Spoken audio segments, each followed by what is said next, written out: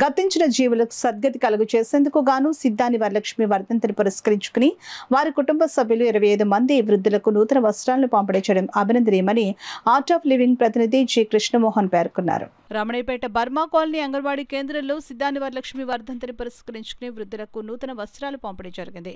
ఈ సందర్భంగా art of living ప్రతినిధి జి కృష్ణమోహన్ మాట్లాడుతూ గతించిన జీవులకు సద్గతి కలుగు చేసేందుకు గాను సిద్ధాని వరలక్ష్మి వర్ధంతిని పురస్కరించుకుని వారి కుటుంబ సభ్యులు 25 మంది వృద్ధులకు నూతన వస్త్రాలు పంపిణీ చేసి భోజన వితరణ చేయడం అభినందనీయమని అన్నారు. సీనియర్ సిటిజన్స్ జిల్లా అధ్యక్షులు బుద్ధరా సత్యనారాయణరాజు మాట్లాడుతూ వంశకారకులైన పితరులను స్మరించుకుంటూ వృద్ధులకు నూతన వస్త్రాలు భోజన వితరణ చేయడం వల్ల వారి ఆత్మకు శాంతి కలుగుతుందని అన్నారు.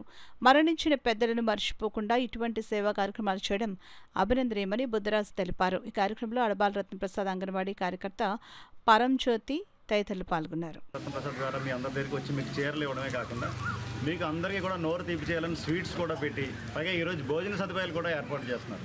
నిజంగా ఇలాంటి విషయాల్లో మనం వారిని అభినందించాలి. మీరందరూ పెద్దవారు వాళ్ళని ఆశీర్వదించండి, వారి కుటుంబాన్ని.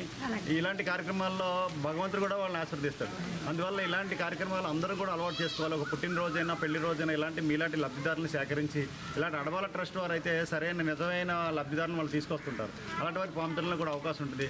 అనేక సేవా కార్యక్రమాలు నిజంగా భగవంతుడు హరించే కార్యక్రమాల్లో వారి కుటుంబం చల్లగా ఉండి ఇలా అనేక కార్యక్రమాలు చేసి వీటిని అందరూ కూడా ఆదర్శంగా తీసుకుని పాటించాలని మనస వాచ కర్మన కోరుకున్నాను. శుభం.